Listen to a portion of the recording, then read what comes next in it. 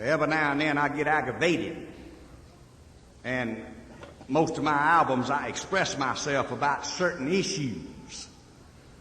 Here lately I've been reading in the paper, I've been listening on the radio, and I've been watching on television, and everybody is saying at one time or another, why can't Johhny read? Yeah, that's the topic of America right now. And I got to thinking about this. And the other day I read about a bunch of PhD learned folks what met for about 3 days at a seminar. And at the end of the seminar, they commenced to telling people why Johhny can't read. And I got sick at some of the reasons they gave. Ladies and gentlemen, the main reason Johhny can't read is Johhny don't give a care whether he can read or not.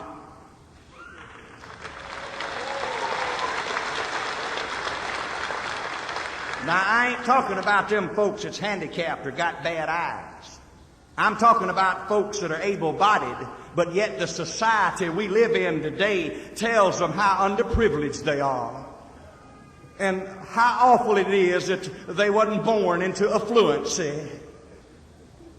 Listen, boys and girls, listen to Jerry Clower when I tell you this is the United States of America. And if you want to do it, and you got that bulldog hang on for everishness, in this country, you can be a winner.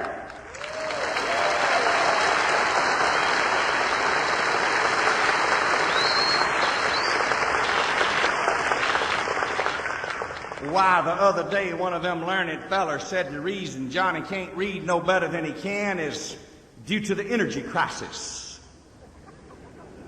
Johhny didn't get to go to school enough. Woo! Another reason Johhny can't read, folks, is Johnny's mama and daddy don't give a care whether he can read or not. They ain't interested in him. They find out he can't read, then they go to blaming the teacher of the schools. I know some of them people. I've talked to them about it. And I'd say, listen here. I'd ask them. I say, look, what's your little boy's teacher's name? He said, we don't know. We never have met her. Yeah, that makes a lot of sense, don't it? They get to finding out he can't read, then they get to looking for a patsy. And they want to blame it on somebody else when they ought to be more concerned about their own child. And folks who are guardians of children, parents or guardians, need to be more concerned about whether they can read or not. But don't tell me it's an energy crisis. Let me tell you about the energy crisis we had at East Fork Consolidated High School when I went to school. Woo! We didn't have no energy crisis because we didn't have no energy of no kind.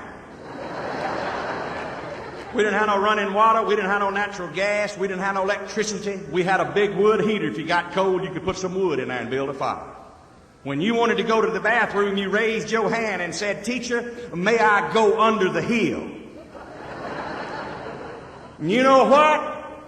Those of us in that underprivileged school that wanted to learn how to read, learned how. Do you hear me? We learned how.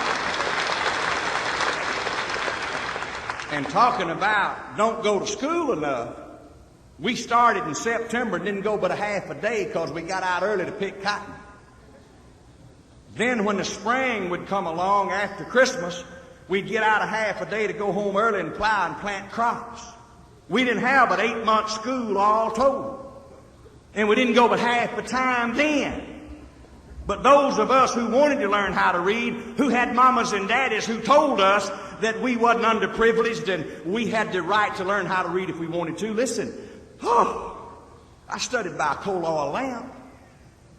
If some of the people of today had known the situation I was in, they'd have told me how bad off I was, and I'd have probably grown up not being able to read. Yeah, but nobody told me. While I was flying to Nashville to do the Grand Ole Opry here, I got to thinking about them 8 folks that finished East Fork Consolidated High School in the year 1944.